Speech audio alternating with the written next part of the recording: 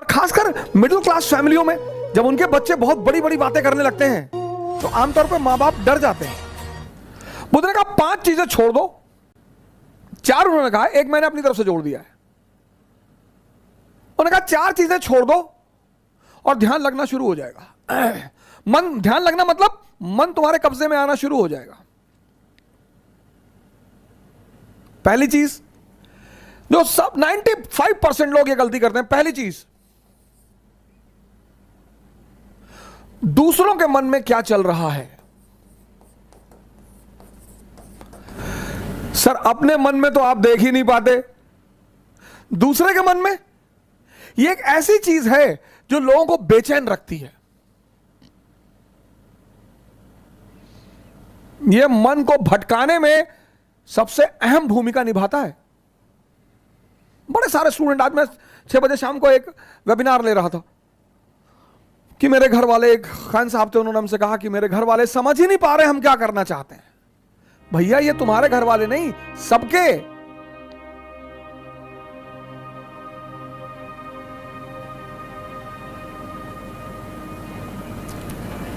सबके।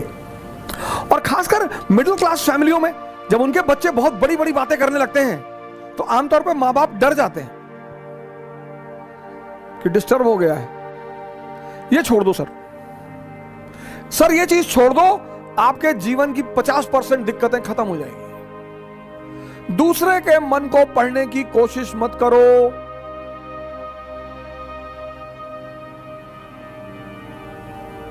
सुल्तानपुर बस अड्डे पे, सुल्तानपुर एक डिस्ट्रिक्ट है यूपी में, वहां के बस स्टेशन पे एक लड़की खड़ी थी।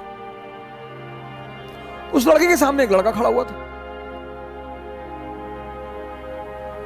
तो लड़की एक बैग उस लड़के के पास गई और उसने एक लड़के को एक तमाचा मारा खींच के। तो जो अगल बगल लोग खड़े थे वो आगे भाग के तुरंत, ये क्या हुआ मैडम? बोली ये 10 मिनट से मुझे घूरा जा रहा है। बोली मैडम ये अंधा है,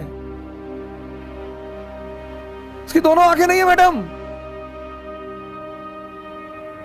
ये बगल में इसका घर है, ये निकला है, कोई ना कोई आ रहा होगा पीछे से इसे कहीं ले जाने के लिए। गली है, गली में उसका मकान था, अवंतिका होटल के ठीक सामने। मैडम ये अंधा है, ये बगल में गली में इसका मकान है मैडम, कोई घर में अंदर। सोचो उस लड़की को कितना पश्चाताप हुआ।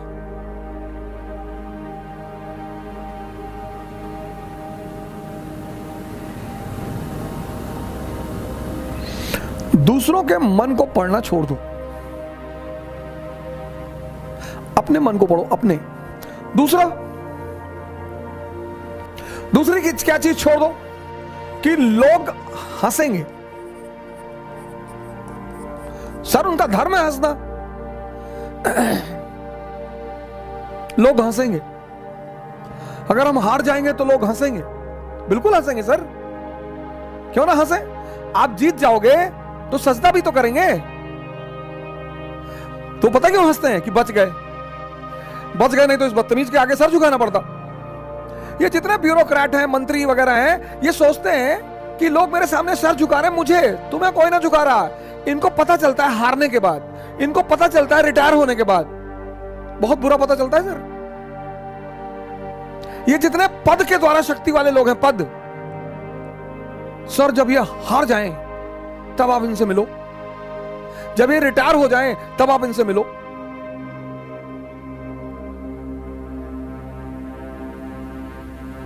कोई नहीं दिखाई पड़ता सर, कोई दिखाई ही नहीं पड़ता। लोग हंसते इसीलिए कि बड़ा चौधरी बन रहे थे, गामा बन रहे थे, कूद रहे थे। उनका हक है सर, उनका धर्म है हंसना, उन्हें हंसना ही चाहिए।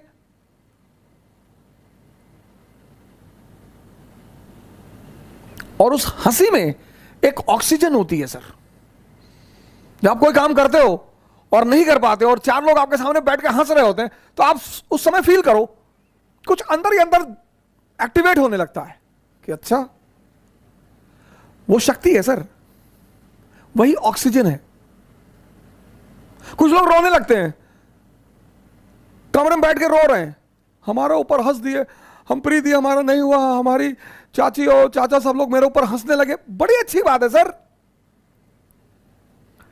अगर लोग आप पर नहीं हंसेंगे तो आप मरे हुए हैं।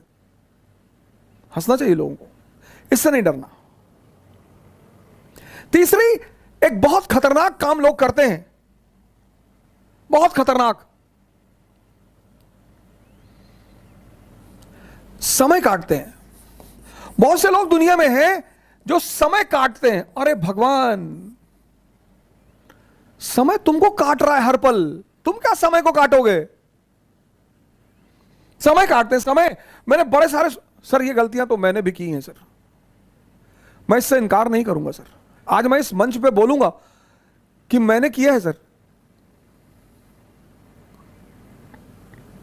लेकिन कहते हैं कि वो बहुत ज्यादा समझदार है जो दूसरों की गलतियों से सीख ले। हम इलाहाबाद में थे, हमारे मित्र थे, मैं उन सबका नाम तो नहीं लूंगा लेकिन एक का लूंगा। वो आजकल इलाहाबाद हाई कोर्ट में लॉयर हैं और वो मेरे ऊपर मानहानि का मुकदमा भी दायर कर सकते हैं, लेकिन अच्छा है वो करे मेरे ऊपर। हम 7 साल एक साथ रहे, बड़ा अच्छा याराना है हमारा। और वो है माननीय अधिवक्ता हाईकोर्ट ज्ञानेंद्र प्रसाद महंत जी,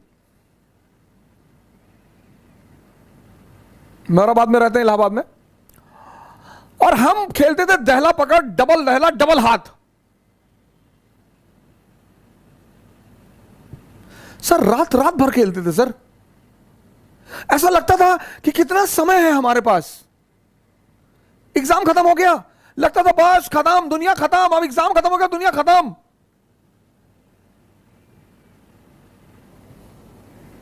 कार्ड्स खेल रहे हैं, मूवी देख रहे हैं। अब तो खैर यूट्यूब,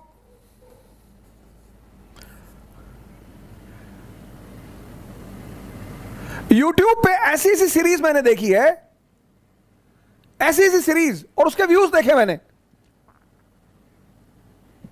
भाभी ने देवर को किया गुमराह, कितना व्यू? 88 लाख, 88 लाख एक महीने में।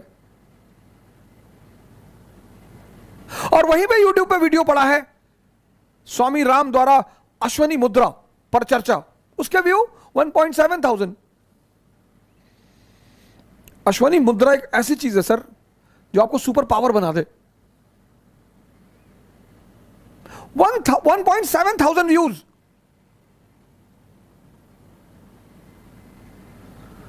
और ये देश कहता है कि लोग हमें परेशान करते हैं, सरकारें हमें बेवकूफ बनाती हैं, नेता हमको लूट रहे हैं। तुम्हारा दिमाग मरा हुआ है।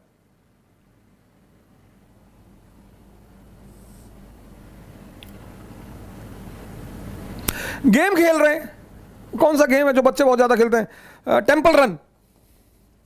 चलो टेंपल रन, आपको गेम खेलना है ना, आप चेस खेलो। क्या गेम है सर?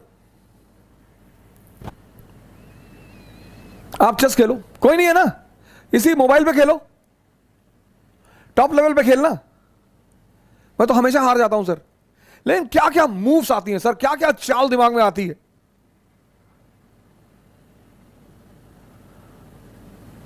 किताबें पढ़ लो, रीडिंग की हैबिट डाल लो। कोर्स की किताबें जरूरी थोड़ी हैं सर। कोर्स की किताबें, एक से एक किताबें, नॉवेल्स, स्टोरी बुक्स।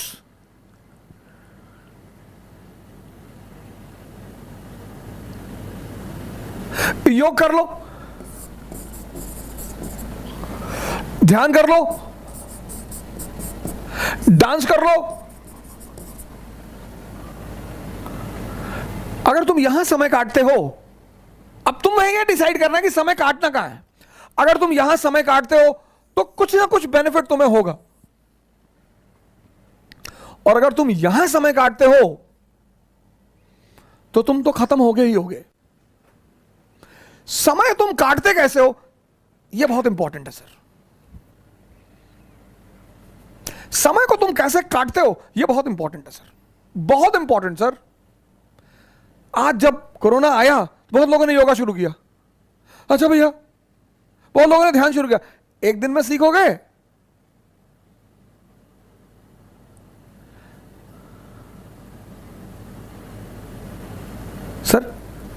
ये सारी चीजें, डांस करोगे एक्सरसाइज, चेस खेलोगे मेंटल एक्सरसाइज, रीडिंग करोगे राग दरबारी, द ट्रेन टू पाकिस्तान, कितने पाकिस्तान, डाउनफॉल, दिमाग, इंफॉर्मेशन बढ़ेगी। योग करोगे ऊर्जा बढ़ेगी, ध्यान करोगे दिमाग बढ़ेगा। समय सबको काटना, समय काटना थोड़ी सर, वो तो कट ही रहा है।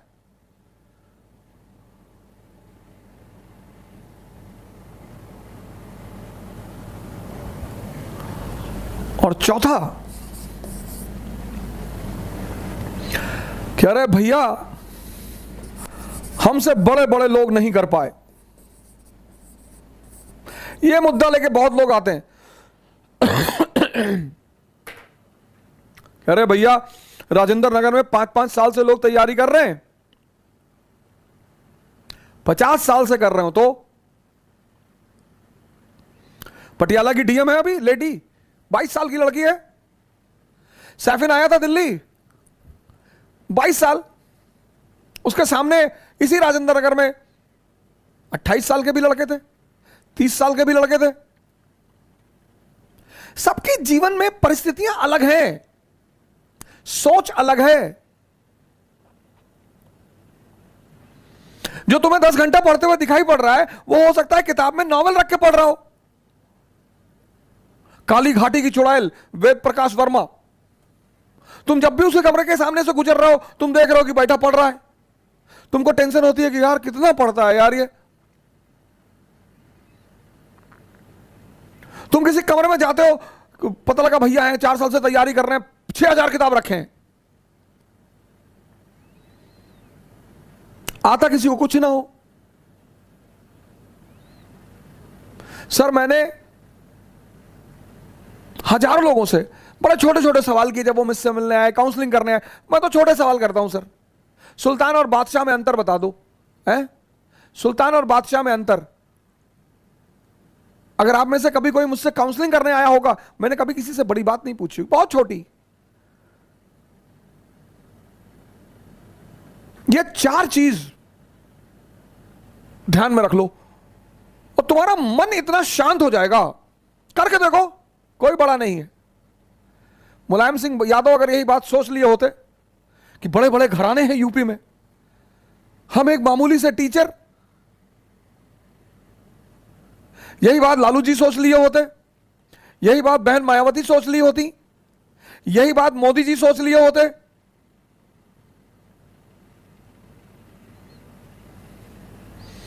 ये 4 चीजें छोड़ दो, देखो तुम्हारा मन शांत हो जाएगा। हंसने दो लोगों को, मजा लो यार।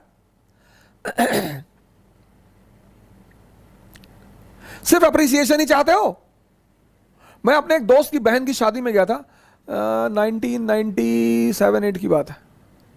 उनके बड़े भाई ने, शादी में नहीं तिलक में गया था, और तिलक में मैं गया, मेरी गलती थी, मैं गया, मुझे नहीं जाना चाहिए था। बड़े लोग थे वो, मेरे पिताजी के लिए बड़े लोग थे, मेरी माता जी के लिए। मैंने आज तक किसी को बड़ा माना ही नहीं।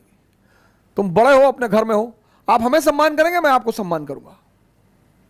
हम सब उसी मिट्टी से बने हैं, सब। पद का क्या है सर, आता जाता रहता है।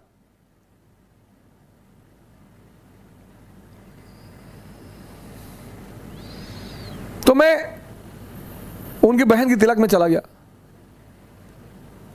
उनके बड़े भाई ने, वहां जो सबके बीच में बैठा हुआ था, वहां से हाथ पकड़ के उठवा दिया।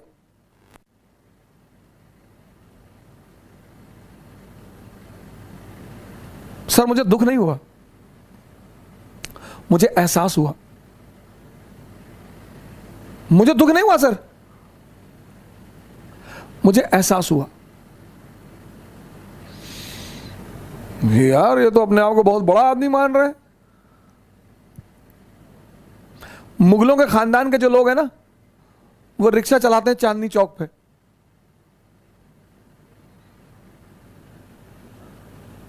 तुम जो करना चाहते हो ना, पूरी दुनिया से आंख बंद कर लो, अपने ऊपर आंख लगा लो। ये 4 चीजें तो बुद्ध ने कही, एक 5वीं चीज मैंने अपनी तरफ से दौड़ ली।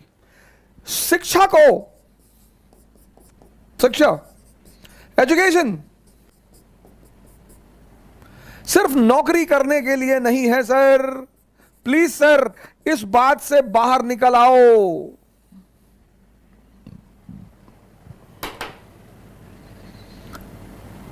शिक्षा सिर्फ नौकरी करने के लिए नहीं है सर।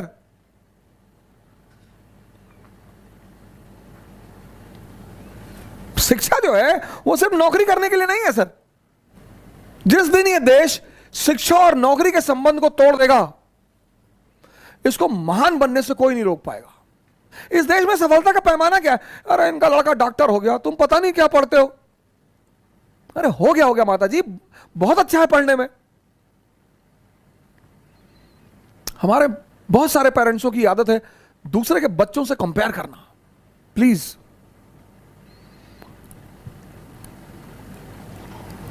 शिक्षा का जो अंतिम चरण है ज्ञान का, वो तो आदमी को भगवान बना दे।